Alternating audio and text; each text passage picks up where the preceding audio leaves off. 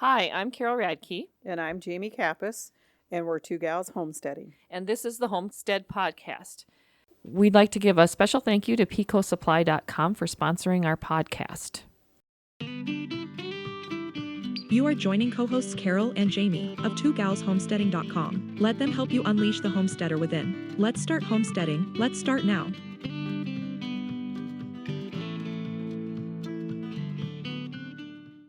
Hi, Jamie. Hey, Carol. All right, here we are another week. And both of us have been extremely busy again. I think we're just too busy to research. Do a lot of research. And I'm doing a lot of research that I'm not ready to share yet. Yeah. Involving our lotions and potions and type thing. We're doing some background stuff on that. And until I've got a little bit better grasp on it, I think I'm just going to put that in the side pocket there. Yeah. I'm kind of like trying to, dry the herbs. I've got herbs that are like needing, I could use another, I don't know how many dehydrators. Okay. Well, I have one over here. I have a dehydrator that has 8 trays. At least 8 trays. So if you need to bring some stuff over here, we can certainly. I could do that. I could whack it off and bring it over. And we're talking. I have shrubs. I have oregano. I have sage. I have lemon balm. I have peppermint. Lavender. Okay. My lavender is not very big. But okay. I'll tell you right now. Lavender. You cannot bring over here because Rich does not like the smell of it. Oh, okay. So I'll keep that one to myself. You keep that one to yourself, and I don't like basil. So that would be the other one that I could not dry for you over here. I can't do basil. Oh, okay. I can. Yeah, it's too intense. Oh, see, and I can just rub my hand on it and inhale it. But yes, he does not care for lavender, and I don't care for basil. So those would be the 2 things you couldn't bring over here. But you just mentioned before we went on air, that you had done lemon balm tea. Yes, I dried. I went out. I only cut just a little handful of it, and it's like, oh my goodness, the plants are probably about 3 feet tall. Oh my. Yeah, 2 feet tall. Anyway, so yeah, I had dried some earlier this week, and then they say it's good for all kinds of things: cholesterol, blood pressure, heart.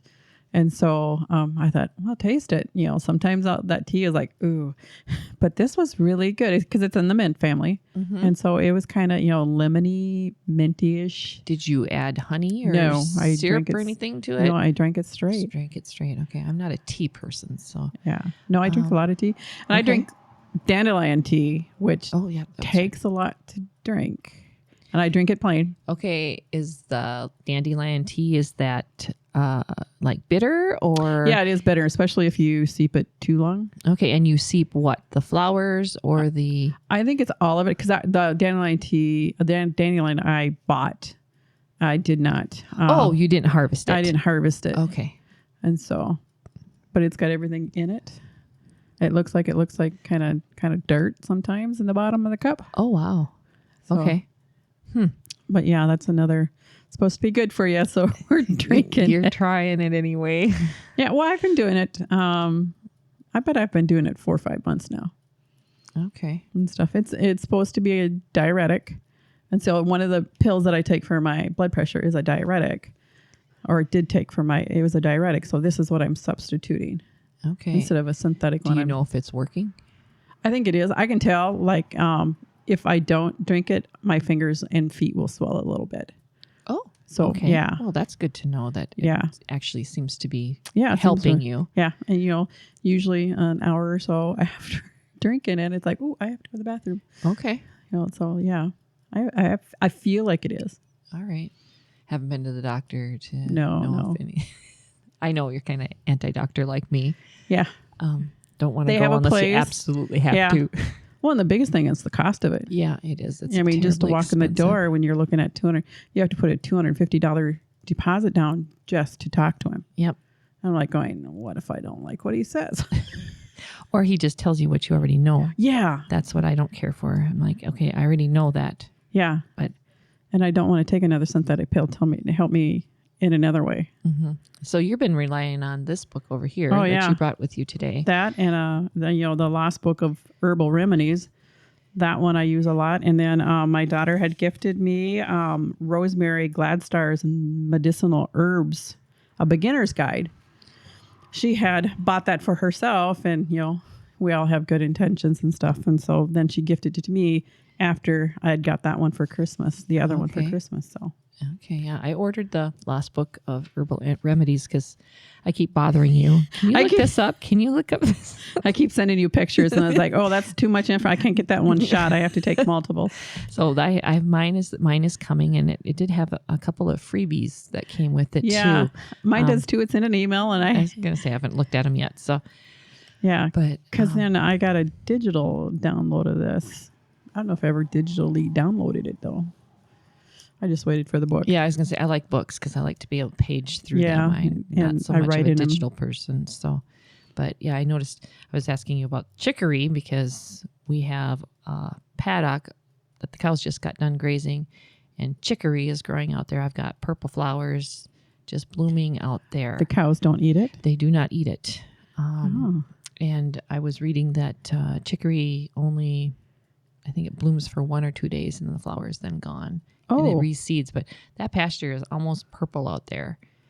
But they say you can eat the leaves, the roots you can use, makes a wonderful coffee substitute without the caffeine.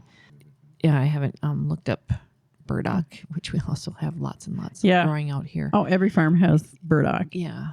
So, but now I haven't done anything. I was thinking maybe I could go out and dig up some of that chicory out there and see what we can do with it. Rich had talked about be nice if we could harvest some of this stuff and then freeze dry it for use later in the winter or whatever, since we have such a short growing season here for harvesting anything wild that's growing on our land anyway.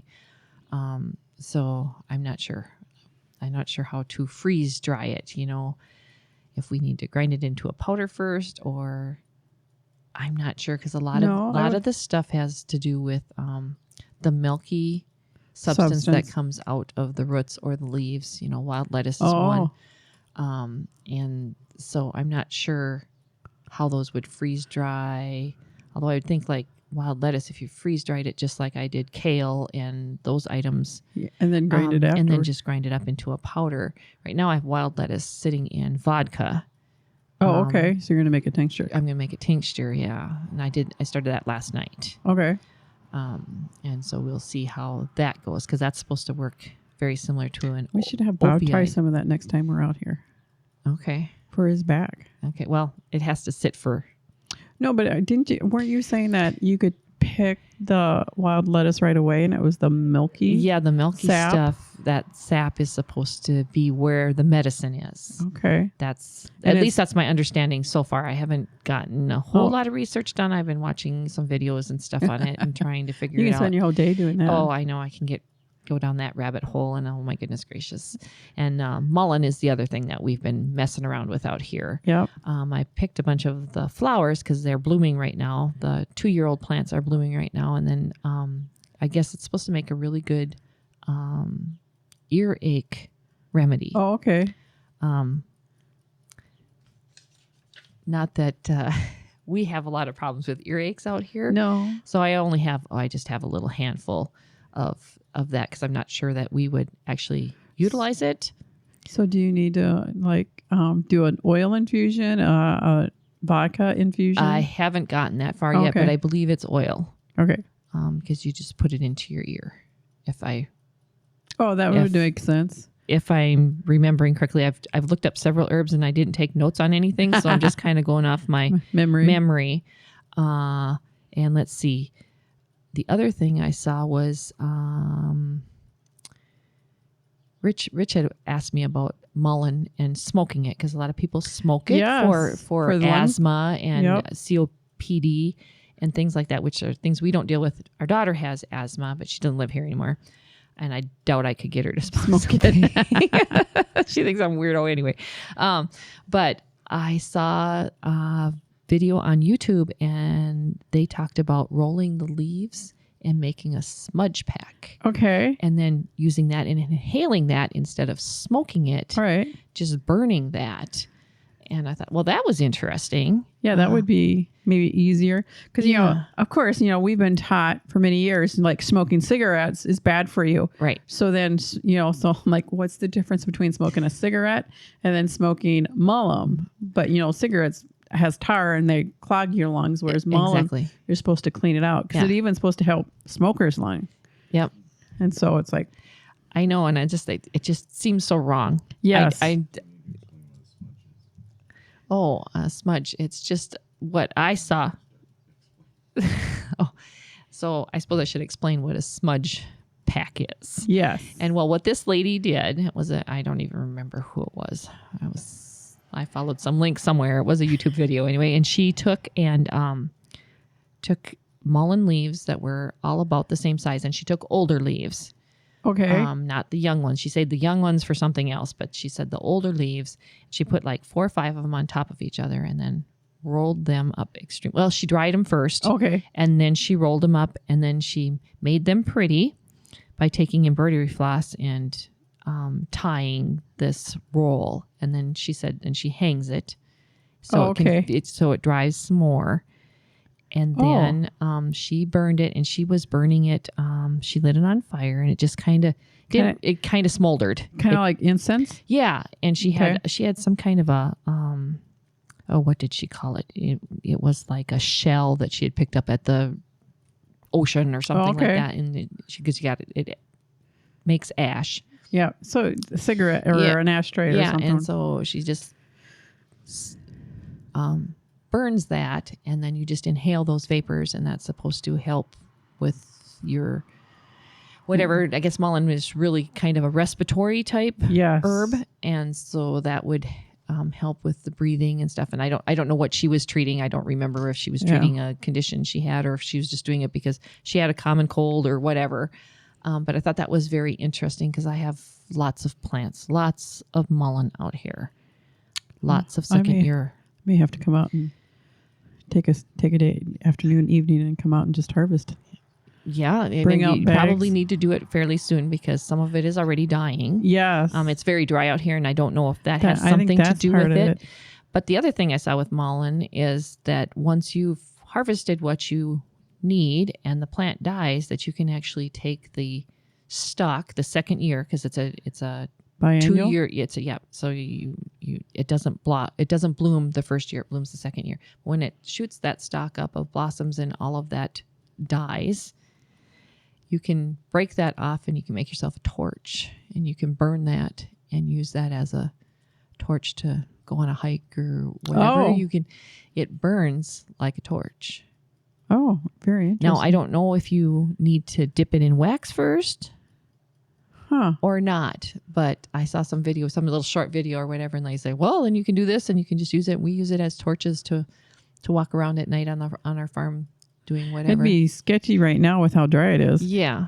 I don't know if I'd want to do it. Yeah, exactly. But I thought, well, that was interesting. You know, I mean, I suppose you could, throw it in your fireplace, or your wood burning stove or whatever. Use it as a fuel source. Or if you're a prepper, I'm thinking like, you could keep it in case power's outage. I mean, I think wintertime here is when we lose power most of the time. But right. To go out, and if you had to go outside, and that's the only source you had for light. Mm-hmm. It was interesting that, you can like even use it when it's dead, so to speak.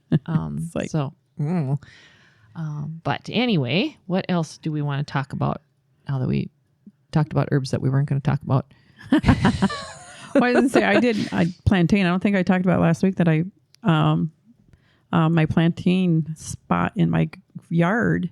And it's a weed in my yard, but I go out and my son was looking at me like, what are you doing? Yeah, you were racing him, so you didn't mow it down, right? Yeah, he was. I knew that he would start over on one corner of the lot, and I had time to get around out the back of the garage. But I did. I got a huge tub, and I'm like, yay. And it dried fairly quickly. And you did that in the dehydrator, or you just left it sitting out? No, I did it in the dehydrator. Okay. I don't have space for it I would have grandkids playing in it. Yep. Okay. I have. So what did you do with it after you dried it? Right now it's in a jar. I crushed it up. I intend to, I think because you made a salve with yours. Yes, I did. So I intend to make an oil infusion Okay. with that and then use it to make salves. Because after you talked about it, I saw somebody else say, like making a poultice with it, or so like if you have a bee sting or mosquito bite, to make a poultice, or even to make the salve. You said the salve that you made was great for itches. Yep, it worked perfectly on my bug bites that I had. And if there's a mosquito out, it's eating on me. It's going to find you. It's going to find me. They will leave Bob alone, and they will come bite me. You must be sweeter. I must be. Totally. It's like, So that was my other, herb that I found this week. Okay. So, all right. Yeah, I made plantain salve, and it works really, really well, and it was really easy to make. This was plantain infused oil and beeswax, and that was about it. I just heated it up and no coconut oil or anything? no, I just used the oil and beeswax. Oh, simple. And I don't remember if I think it was olive oil that I had infused the plantain into. I think I knew whose website I was on. The book that you bought, the nerdy housewife, farm wife. Farm wife. That I was on her website. That's where. Okay, yeah, that's where I was at. It's like, oh yeah. And my thing is, when I find something, I'm almost like Rich. I leave tabs open, and it's like, okay, I want to go back and copy this one, but I do eventually copy it and close. Really? Because Rich doesn't do that. Look at him. He's like, yeah, I know. Because then you end up with 500 tabs open, and my computer is slow enough the way it is. I was telling you how old my computer was. Wasn't that you? My computer at the shop is really old. Really old. Really old. We're talking like in the early 2000s. Oh, okay. It's been hardware updated. My son updated the hardware in it somewhere along the line. Yeah, you're lucky it's still running. That stuff is not meant to last forever. We replaced our dishwasher, and the guy in the store was like, well, how old's your dishwasher? And I said, I don't know, 20 years, something like that. Really? Because they're only supposed to last, what did he say, 6 or 7 years? Oh, that's really sad. And I'm like, wow, that is really sad. Well, no, but Rich has worked on your dishwasher a few times, hasn't he? Or you have? I have.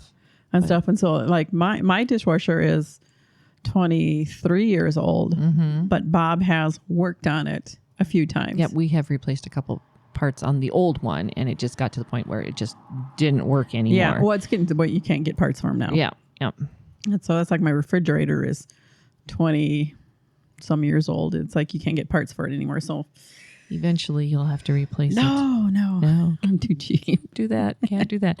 Okay, I think we were gonna stop and take a break to hear from our sponsor. Family-owned PeteCoSupply.com brings small-town customer service to their online farm store. PeteCoSupply.com specializes in automatic waterers from top brands such as Miraco, Jug, Franklin, Trojan, and Ritchie, as well as other products for your operation. Find your farm supplies and automatic waterers at PeteCoSupply.com. That's PeteCo Supply.com. PeteCo Supply. And we're back. Yay. All right. I actually got some canning done this week. Yeah, you did. Yes, you brought me rhubarb last week when we came over. You came over for recording, and I took that rhubarb and I turned it into a rhubarb concentrate and canned that. And I used those 4 jars lids, and they are fantastic. Everyone's sealed. Yay. And of course, it's only been a week, so but they work just fine. They are heavier.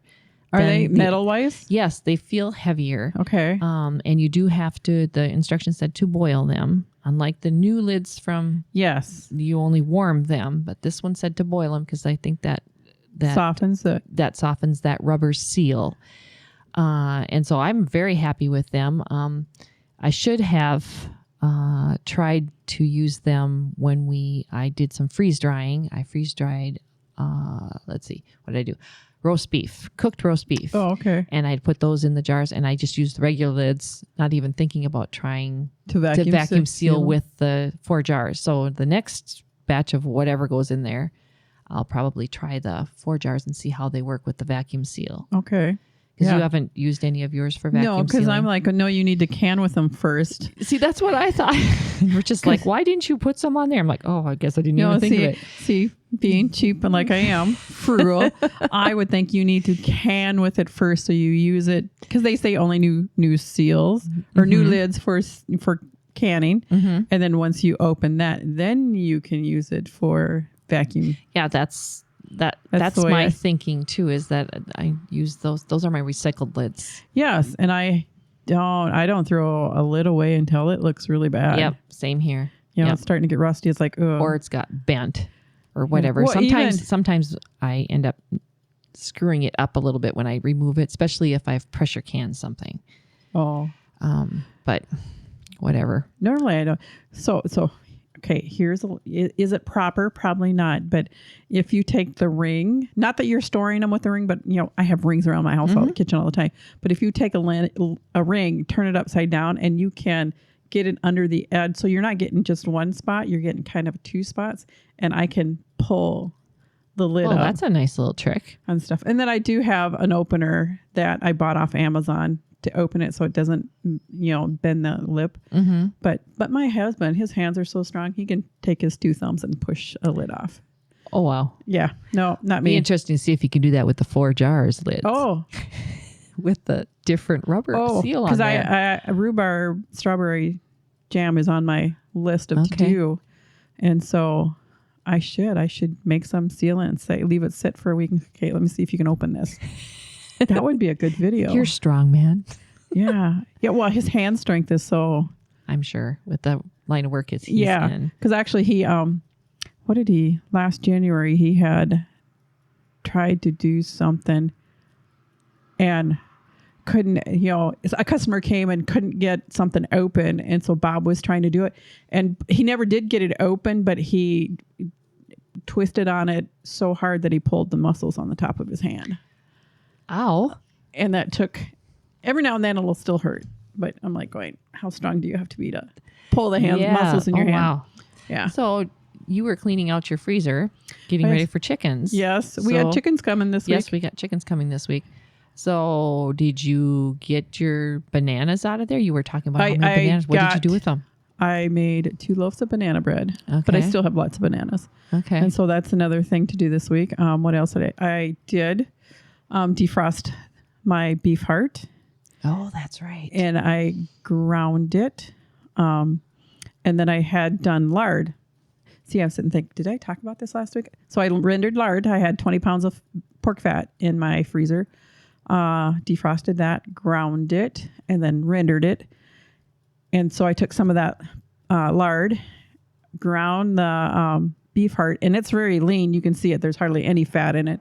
So I put the lard in it, and then I took a pound of ground pork, and put it in there, fried it, seasoned it for tacos, burritos, or whatever, and fed it to my guys, and nobody said a word.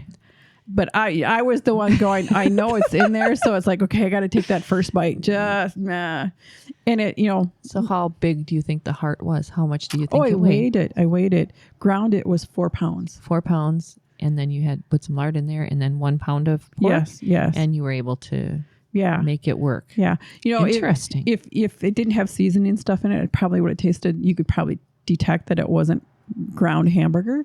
But with the seasoning, and then especially in a burrito, couldn't tell. So the texture wasn't weird or no, anything? it may have been a little finer than normal, but that might have been my grinder. Right. Because I used just the grinder off my KitchenAid. Okay. So, because actually I did it a coarse ground, and I thought, well, maybe I should do a fine grind, and that was not where it was just making a mess. And so I thought, you got paste. That's what sometimes happens. Yeah. So I just said, that's done, and cooked it. So it worked. Okay. Once I got over my mental hurdle. And then did you use all of that meat, or did you put I some divided away? it up. I divided up and put 3 pounds in the freezer. Okay. Because, there's just 3 of us. And right. Okay. But nobody, no, I think even my grandson was there. I fed it to my grandson too. So, and he's 6. So, sometimes it's better when they don't know. Oh no, I would never say anything to him because it's like, no. Okay, so you didn't get a chance to look up monkey butter then. We talked about monkey butter. Oh yes, last week. I did. Okay. I did look that up, but it has a ton of sugar on top of the bananas in it. And I thought, no, that's not, Okay. it's like if I look at a recipe and it calls for 6 cups of sugar, no, I'm not making it. Okay. So do you think you could make it, and if you use the low sugar sure gel stuff, what is it? Starts with a P. The pump. The one that we use, the one we bought last. It starts with a P. P-O-M. Yeah. P-O-M something. If you use that, if you could use a lower sugar in that. I'm surprised. I mean, most of the time you need sugar in I don't know if this in called jellies and stuff too. I don't know if this called for a sure gel or anything like that. Okay. But it just called for a huge amount of sugar, in my opinion. Right. That I wouldn't want to have on a regular basis. So, I use sugar, but I try to be very selective how much sugar I use. Okay. Like banana bread. So what else is in monkey butter then? Oh, I don't remember now because I didn't go down that rabbit hole. Oh, okay. I looked at bananas and sugar, and then she quit. Yeah, because of the amount of sugar. I'm like, ripe bananas. Yeah, I was going to say, they're pretty sweet. Yeah. Well, and actually, I think it said not to use. Maybe that's why you didn't want to have ripe bananas. Okay. And that, unfortunately, that in my freezer, that's what I have is ripe bananas. You have banana bread bananas. Because even the banana bread that I had, I found 2 recipes, and one called for only like 3 tablespoons of sugar, and the other one had a half a cup of honey or maple syrup, and I made it with honey. And you could tell that it was sweet, but it wasn't grossly sweet. Okay. Even Bob, who doesn't like overly sweet stuff. Well, he likes the sweet stuff, but his body doesn't like the sweet stuff. So he said that was even good. And our grandson ate it, so the level of sugar didn't faze him. Okay. I mean, well, that's good. I'm like, that was an easy breakfast. I didn't have to think about that one. Because sometimes it's like, the 6-year-old, do you want eggs? Do you want French toast? Right. Okay. What else our U-Pans came last week. Yes. And I've had a chance to use mine. Yep. And they sent us recipes. Oh, yes. They sent it. Lost my train of thought. Okay. So I decided to try it out and try out the toad in a hole recipe that they had posted on their website. Yes, and it's toad in a hole is very different in Britain or New Zealand or whatever. That our American version's very, very different. Yeah, isn't ours just a hole in a piece of bread with an egg in it? Yes, with an egg in it. That's how us Americans do it. But theirs involves sausage and gravy and a batter. And so I used our pork sausages that we had made from our own pork out here. Yep.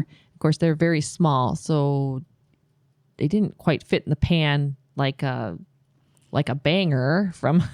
Is that what they call them? Yes, they call them bangers. Their sausages are much bigger. More like what we would consider a bratwurst or Italian sausage link or something like that. Or something like that. Yeah, something like that.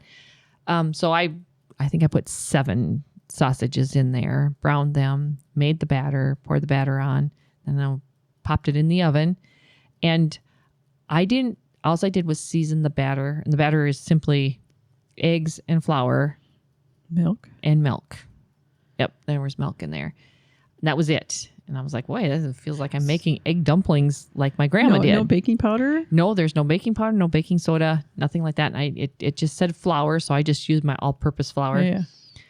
And it did puff up. It goes into the oven and I don't know, what was it supposed to be? 200 degrees Celsius. So Alexa told me that is 372 degrees Fahrenheit. Oh, okay. And since I have a digital stove, I can actually set it for that.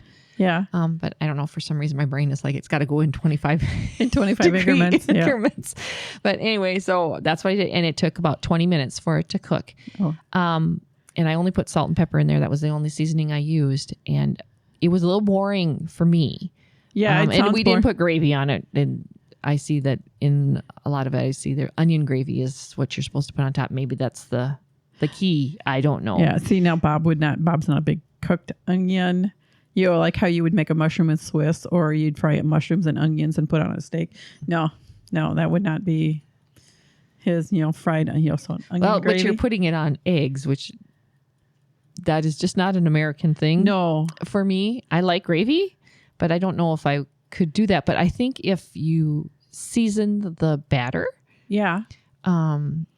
it would work. It would be much better. I just don't know what to put in there for seasonings. Well, I say I would like look at, okay, what kind of sausage is it? How are your sausages flavored and stuff? But then you could almost make it like a pancake. As I'm saying, don't use. But then pancakes don't have a lot of sugar in them anyway. But to make it like a pancake batter, so it's a little sweeter, but not a lot, because you have sausages with pancakes. Right. Or you could go savory. You could do garlic powder, onion powder. He suggested Paprika. Paprika was one, and mustard was another one put in there. I don't remember. And see, then I went searching and I looked up a few recipes, and other people were putting thyme and rosemary and other things in that batter, and I think that would improve it. Yes. But the pan worked beautifully. It browned my sausages very nicely. The dish, the eggs and the sausages came right out of the pan. Oh, It is cast iron. Yeah, so it's seasoned well. Yeah, right, it was seasoned out of well. the box? Yeah, I used it right out of the box. It did say to butter the pan. Oh, of course. In this recipe, it said to butter. So I put our homemade butter in the pan, and it fried the sausage up beautifully. And I mean, it worked well that way. It's just, I'm just not sure about the recipe in itself. Yeah. That's the pan was great. Yeah, the pan was great. Because then I did have an idea that jalapeno poppers. To like wrap them in. I saw a recipe where you cut the jalapeno in half, fill it with a cream cheese mixture, and then wrap it in bacon. That would work. That would probably work in that pan. Yeah, I'm thinking even a half of a bacon, half a jalapeno filled, and then that's traditionally how I've done it. Is you fill a half a jalapeno with the cream cheese and cheddar cheese mixture, and then you wrap it in bacon, and then you bake it in the oven. I'm thinking that would work too. Yeah, you could do that. I'd have to go to town and buy. I don't know if I can buy jalapenos in town. Why? Well, it's for poppers. I don't have. Oh no! I mean, why couldn't you buy them in town? That was my question. In Kirkhoven. Oh, in Kirkhoven. Oh, Kirkhoven. Okay. I was like, Wilmer. Yes. I don't know if I'm going to get to Wilmer before Friday. Yeah. Well, I'm thinking, Wilmer's full of jalapeno peppers. No, it's like in Kirkhoven. Good point. Yeah. Oh, yeah. See, I'm not a jalapeno person, so that would not be something for me. But I did see on the UPAN website, they had a recipe for bacon bundles, and it looked like they had wrapped bacon around vegetables. Oh, did you see that? That's where I got the idea for the jalapeno peppers. And I thought, that's pretty clever. Yeah. I've done green beans and wrapped in bacon, and asparagus wrapped in bacon. I've done all of those things. So that would work really well in that pan. Yeah. Oh, how's UPAN spelt? UPAN. Yep, and it's .com. Yep, upan.com. And I'm impressed. The pan worked really well. And I'm surprised, because I have it sitting on my stove, and I take it when I want. If it's in my way, I take it and just, slide it in my oven. And I'm impressed with how heavy. It's heavier than some of my cast iron skillets. Oh, really? Yeah. Yeah. Because then I'm like thinking, maybe I should take this to Sturgis with us. Because Rafi's bringing his baby trigger pellet grill. And so I thought that might be handy for on the grill. Yes, probably would be. I mean, it's going to do wieners or brats or whatever. Really, I mean, I can't see why those things would not work. Yeah. And so they're not rolling down not rolling down the grill. Yeah. Oh yeah, in between grates and stuff. Yeah. I didn't think about that. So if people don't know, our producer said that in our ears, and so sometimes we respond to him, and you guys are like going, "Where did that come from?" That would be me going, "That was a weird statement." Yeah. But yes, that's one of the features of the UPAN is that you can put your sausages in there and nothing rolls away from you because I could see that using little gullies there for you. Yep, it's cradled in there. I could see using this over if you do rustic camping. If you're cooking over a fire in a pit and have the grates and stuff. I mean, when I camped with a church group with girls, we had the first few years I came, the guy that came up, he had the grates to cook over the fire and everything. And he cooked all the bacon and grease and sausages and everything over the fire. Yep, my dad did that. My dad was really good on an open fire for cooking when we went camping. Yeah, we didn't use anything but the campfire. No, I'll do things in aluminum foil. Yeah, hobo in a pan. Yeah. But yeah, I was impressed, and was hoping to try some meatballs. Yes, I want to try that too. So we'll see how that works. But if you guys come over on Friday night, maybe we'll see if we can do some poppers. Bring my pan along, and so we have both pans. We can have 2 pans going. There we. Yeah, Rich is trying to get our new stovetop hooked up. So. Yeah. But anyway, what else do we want to talk about? Oh, well. Yeah. Speaking of the stove, our new island went in around Christmas time, and Rich now brought our cooktop from the old house over and finally got it installed yesterday. Still need a gas line, so it's in the hole. There's electricity to it, but I can't use it because we don't have a gas line yet, because when he went to Menards, they did not have the right length and the right size that he wanted to use for getting the gas line to that. It's gas just like my stove.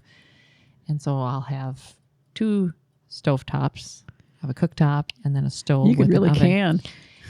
And I've got 2 ovens. No, okay. Yeah, you have 2 ovens. I got a lot of cook stuff. What do we do though? Yeah. I mean, sometimes you could use that many. Yeah. So the cooktop, I'll probably, if I use it like I did in our other house, I did all my cooking on there and I did canning on the other stove because the other stove is hotter. Oh. My other stove is hotter. And it's got a vent. So, over the top. This one has a vent, but it sucks. Sucks. It's a downdraft. Yeah. So my mom has something like that too. Yeah. So did you get the vent hooked up too already? No, did you? No. Can't use that yet. He was having a hard time just drilling a hole to put electricity in. So we now have electricity on the island as well. You put an outlet on the end. Oh, sweet. So we don't have to have an extension cord laying here when we're doing cream and everything and butter and all that kind of stuff. We can just plug into the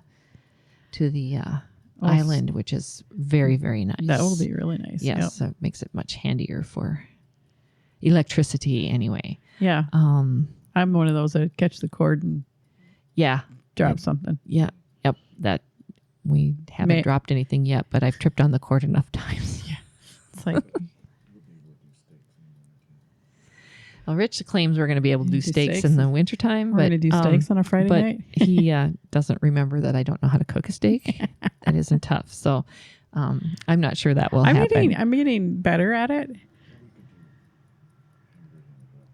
Hamburgers on the grill. That would. Hamburgers would work. Yeah. Yep. Yeah. We do that.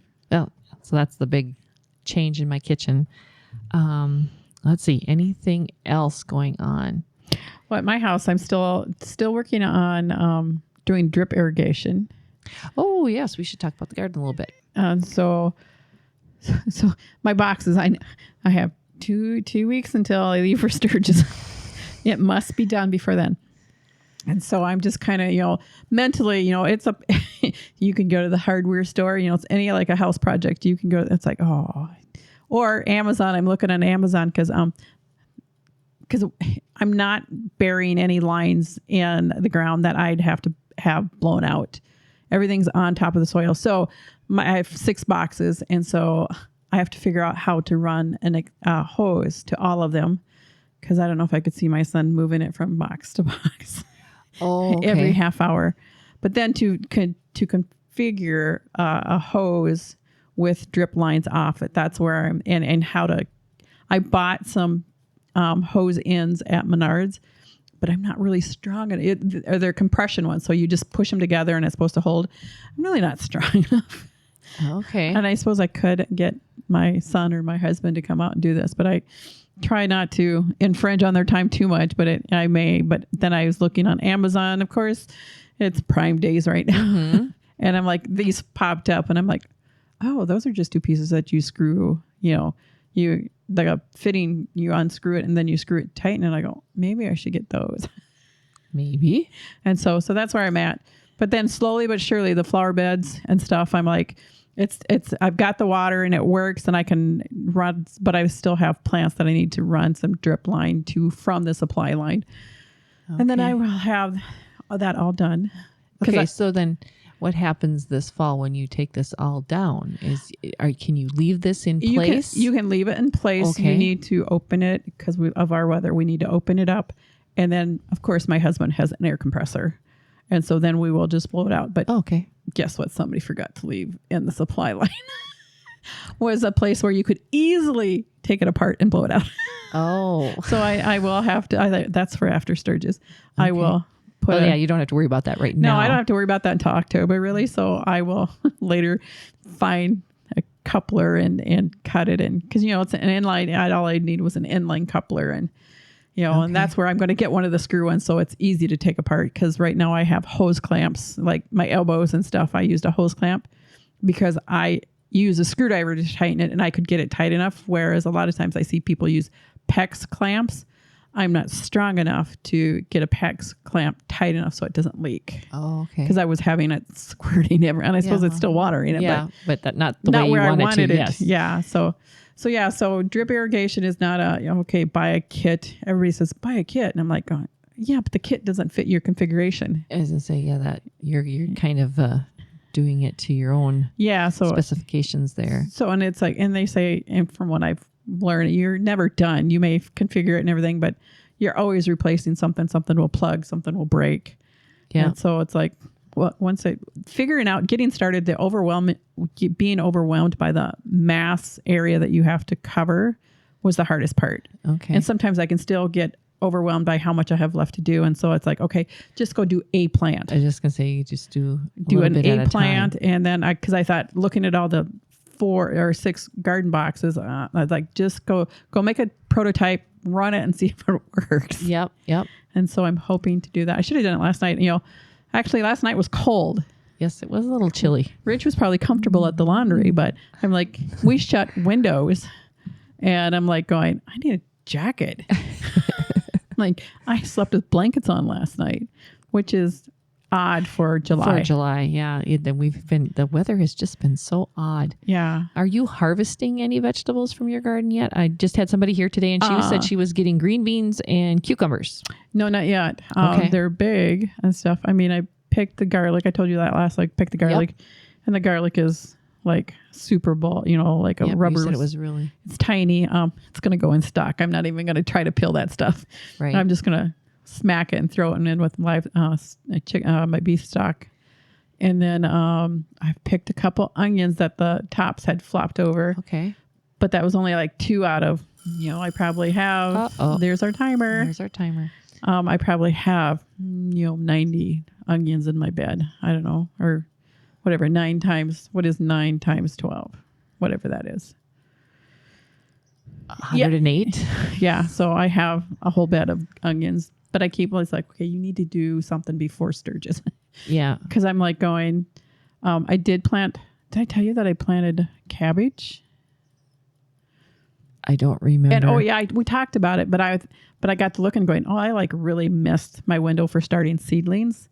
And so then I plugged into my app. What if I did direct seeding? They tell you not to. And I'm like, well, it's empty space or you grow something. So I threw in some seeds. And I've been trying to keep them, watering them once a day to keep them moist. It's not really hard right now because it's in the 70s. Right. And all of them will grow except one, I know, because my granddaughter was here on Sunday and she saw my trawl in the garage. And I come around the house and I go, what you doing? She goes, I'm helping you, Grandma. Did she take one off? She had dug a scoop and she'd put it on my thyme plant. And I'm like, oh, sweetie. You need to ask Grandma before you help. Yes. So I kind of hosed down my thyme plant trying to get the dirt off. Yep. So I know nothing's going to grow in that one square. Okay. So how many cabbages do you think you have the potential to have? 1, 2, 3, 7. Okay. That's a lot of sauerkraut. Yeah. Coleslaw. But that's okay. Yeah. I mean, cabbage keeps fairly well too. I mean, it's not something when you pick it, you have to necessarily use it right away. Yeah. It does. That's very true. If you have a cool place to put it. Yeah. And Space is more of an issue for me. Keeping it, as long as it's not freezing outside, I can put it in the garage and stuff. Right. But as soon as it gets cold, I have to move it somewhere. Right. Yeah. Space seems to be always an issue. Yeah, no matter what you're doing. Yeah. So that's probably about all. Oh, but then what did you tell me about rhubarb you read this week? Oh, yeah. On one of my rhubarb groups that I belong to, somebody was from Minnesota on the group, and she had asked if she could keep harvesting. If, could she keep harvesting her rhubarb because it's still producing. It was doing really well. And everybody said they pick rhubarb until frost. Yeah. Now, our research earlier had told us that we shouldn't be doing it here in July and August, at least in Minnesota. Yeah. But they're like, oh no, we keep going. We make sure we don't over harvest the plant, and you may need to water the plant and fertilize it. And I think that's because I have some smaller stalks, and I think that's probably what's going on is that it's not getting enough water. And so I'm trying to supplement it. Okay. Because normally I do not have to water my rhubarb, but this year I'm having to. It's pretty dry out here. Yeah. Because even we had a little rain last night. I don't know if you got any. We got sprinkles here, but not enough to count for anything. We had enough to wet the ground really well. And I had to run the wipers on the car and stuff. But by the time I went to Wilmer last night, and by the time I got there, the ground was dry in Wilmer, but we were still wet in Kirk when I got back. Okay. So Kirkhoven it's very spotty. I know it was raining in southern Minnesota this morning. Oh. But yeah, I could see the wall out there when I looked to the south. Yeah. Whether it amounted to anything or not, I think it was just sprinkles or whatever. And I heard we're in a chance of sprinkles or storms for today and tonight, but I don't know if it really will amount to anything. Yeah. But we could really use some rain. Yeah, you could. I was looking at your pastures as I was driving in, and it's like, yep, the cows have been there and nothing's growing back. Yep. So we're feeding hay out here.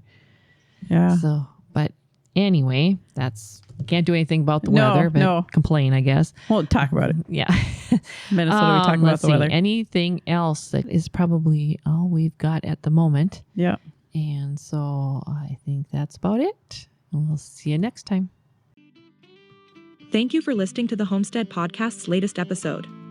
Your hosts, Carol Radke and Jamie Kappas, are Two Gals Homesteading. To learn more, go to twogalshomesteading.com or the Two Gals Homesteading Facebook page at facebook.com/twogalshomesteading. Editing, audio production, and marketing of the Homestead Podcast is the responsibility of Media Transx. The Homestead Podcast is an audio product of Media Transx, a limited liability company, based in Minnesota, USA.